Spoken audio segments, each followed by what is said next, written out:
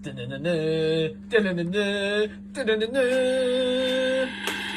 TV. How do there, guys, and welcome back to Edgar TV. And today's a good news day. It's the day after the World Championship qualifier, which if you haven't heard already, I got through, so I will be appearing this year for the third time in a row at the PDC World Championships at Alexandra Palace. Now, I do these like vlogs, these sort of like these sort of video diaries sort of thing to look back on, but to also share the experience with you guys as well, and to give you a little bit of an indication of what it's like behind the numbers, because in these sort of events what you do is you sit and watch Darts Connect and you see the numbers coming through. So what's the story behind those? Now, for me, this journey started 2 days prior to this. I was waking up in the middle of the night, my heart was pounding, I was excited, I was anxious for the event, shall we say? Yeah, anxious would be fair. If we look at what the event means in terms of, because the money I've got coming off because of the COVID situation, there's money coming off from European tours and events that just don't exist. So it put me as one of those players in the bracket of players potentially losing card. I was one of the handful of people that will probably be affected by this in a more long term way. So it was a big day. It meant quite a lot. I got up on the morning of the event, which was yesterday morning, and same thing again. I was excited. I was feeling emotion, which is great. It's great to feel that. And clearly, when you look at the performance, I wish I could feel that emotion all the time. But I drive over there in the morning, because for me, Coventry's 20 minutes away. So it's not a long journey, 20 minutes. I put one of my favourite playlists on in the car, and I was feeling it. All the way over, I was feeling it. Something, it's hard to describe, because like I said, nerves and excitement are so close together, and I'm certain it was excitement, but I was feeling it. We got there to the venue, started having a practice, started practicing with Aaron Beanie, who was having a game on some finishers, and I was just hitting every single finish going. And he goes, "Whoa, you're playing well." And I said, the thing is, we get a psychological state that's called knowing. Now, this psychological state is above confidence. We're confident. I'm confident I'm going to hit my doubles. I know I'm going to hit my doubles. It's a different psychological state. I got myself into this state quite early in the day. And when you look at my finishing, I don't think I missed a shot. I certainly didn't miss one of the lower shots, anything with 3 darts in my hand, or anything where I had a low finish as such. But I got into this point where I just knew I was going to hit doubles, and I knew I was going to play well on the day, which is a nice feeling when you know what's ahead of you. And I took a look around the room. I saw who was there, looked at it. I knew that I was going to have to play Josh Payne to get through if we both came through, because we saw the day before Loxley sent me over the seedings, and the seeding said I'd have to play Josh Payne. So yeah, it was. I knew that Josh would be the final, or it was likely that Josh was going to be the final game to qualify. So we'll have a quick look at the day. I'll pull that up quickly. We'll have a look at the actual match. So here's the games. So first game here, beat Gary Blades 92.7. Nice start to the day. I'm not sure if this had too many key moments. I think this was just a solid sort of performance throughout. I'm not sure if it had any key moments to do. I did this quite a lot, so you'll see like here 14 darts. I was holding my throw really strong, so I held it in 14. I think I held there in 13, so this sort of held in 14. So some really good solid holds of throw throughout the day. Oh, and then 14 again in the last leg. So some really good 15 or less. Now, when you're doing that on your throw, it's forcing your opponent to have to go 12, which, as you can imagine, is not easy.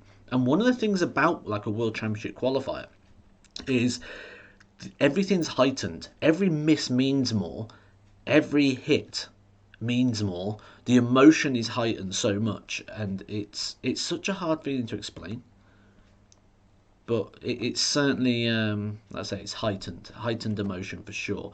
And you know, because it's either you're in or you're not. There's no like, it's okay, I got a grand today, or I got this. It's you're in or you're not. And you know that's a massive jump on the ranks. Either 7.5 or nothing. Now this game here, Martin Atkins, this was a great game. So you see here, early on I open up a nice lead. So he goes one, I go 1-0 up, 1-1. Then I go 2-1. I get a nice little breaker throw here, 140, 180, 99, 82 out. Lovely 12 dart leg. Back that away, a hold. And then he plays some good darts here. Look, 14 and 12 darts there. This one wasn't as good of a leg. Didn't quite. This bit here, 9 darts from 183. That's an opening there. 4 each. And then this one here, again, like I say, if you're holding your darts in 15 or less, that means they've got to go 12. And if you look here, my 2 throws, 15 darts, 15 darts.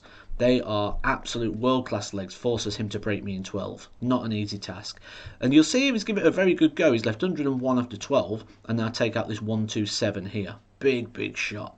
And even in the last leg here as well, look, 140, 97 ton, left himself 164 after 9. That's great darts.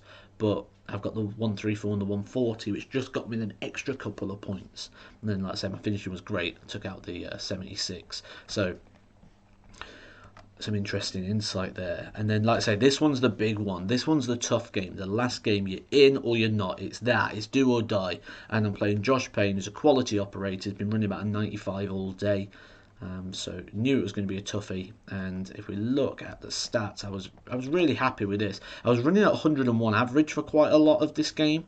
So Josh started off lovely, 14 darts I got there, but then look, I broke in 12 there. That's a good leg there to break early on. Go back to that what we said before, holding 15, breaking 15. So a bit of a slack leg there, but then 14 darter. Comes down to here, look, I've left tops. Thought that could be it there. Wasn't. Josh took out a 138. Now, the thing is, anyone watching this game will go, Matt's 6-1 up. He's going to win. Matt's 6-1 up, throwing a high 90 average, nearly 100 average. He's going to win. When you're the person throwing the darts, you don't feel as confident as that. You're sort of... You want to win the next one, but you know the thing to concentrate is the task at hand. But on the same aspect, just because you're throwing a 98 average doesn't mean you're going to throw a 98 average in the next leg, and you've got to keep replicating it. It's not like some sports like football, if you're goal up or you're 2 goals up, you can just play the clock down and get the win. With this, you've got to go win again, and you've got to stay aggressive and keep pushing. So I was trying not to forward project, and I was keeping myself in the moment. But soon as that dart went in the winning double, it was double 4. I left myself here, you see, double 8. I went inside the double 8, hit the double 4. It went in. Thank Josh, and then it all hits you. You know, all that emotion since from before the Winter Series. Because if you think about the Winter Series was an event where I went to try and qualify for this, and it didn't happen, and I didn't have a very good series. And so it happened from before that, and then the preparation building up to this, and all the things that have gone in between. So there's a lot of emotion that went into this, and it all hits you at once. Now, that's all the joy and the happiness, and you just feel the release of everything coming in, because I've achieved what I wanted to do. I'm a massive darts fan. For me, playing in the World Championship is a huge achievement. So I'm looking forward to getting down there and playing. I also think when you look at this, and I put in a 93.5 average over a day where I had to perform, it shows that I think I'm ready now to go and perform at the World Championships, and I think I'll go and put in a nice performance there, or certainly I'll be doing everything I can to get into that position for sure.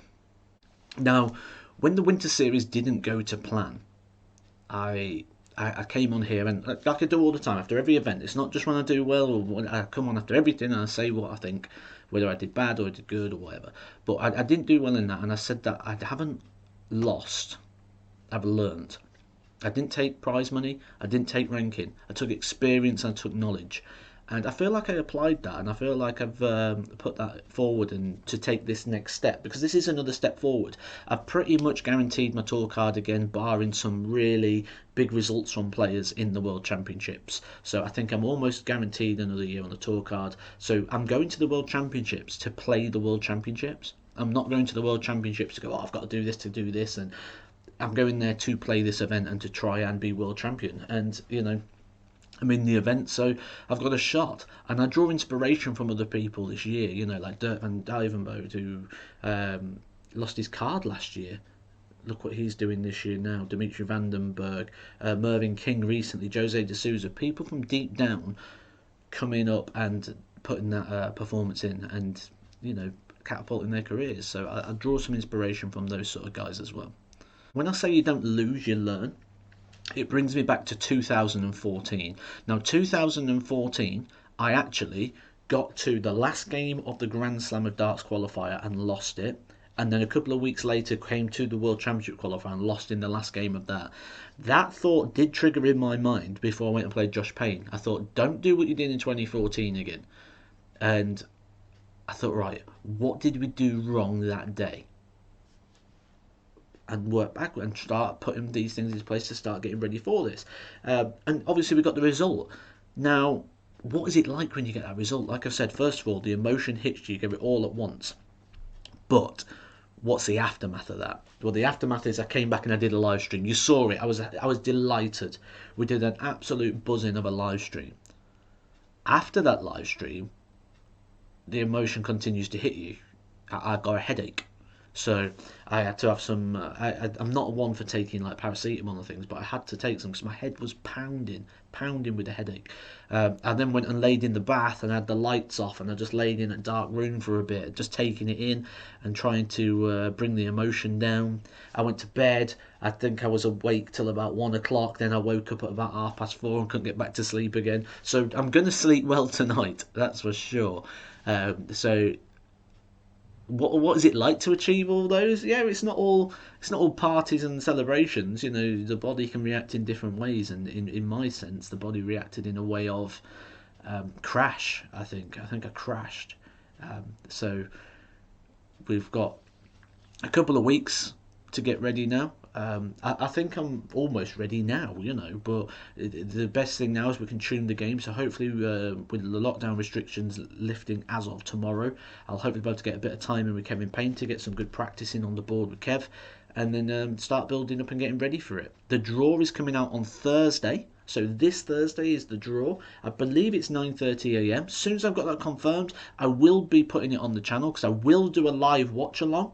So we'll be doing a live watch along for the World Championship draw. If you want to come join me for that, guys, make sure you got your notification bells on. Hit the subscribe button if you are new around here, or if you watch the videos and you think, you know what, because I'm going to do the journey with you guys. I've done it all the way so far, and like I've always said, the support and the things that I get from Edgar TV is what gets me these results for sure. The support and just the sheer level of belief and the distraction as well. These last couple of days, certainly, or the last couple of weeks, it's so easy to get lost. And this is what I say a lot of the time about having something to focus on, because it would have been so easy to get lost in this darting world that it's my job as well. So being able to do it and go and apply this level of performance when you need to is really difficult.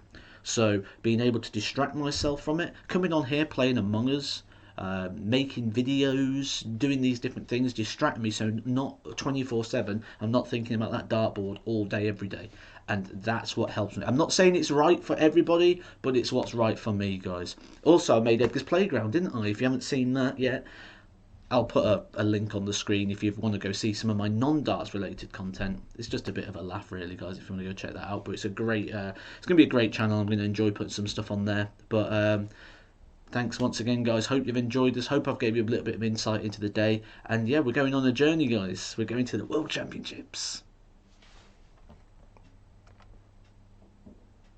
Edgar TV. Edgar TV.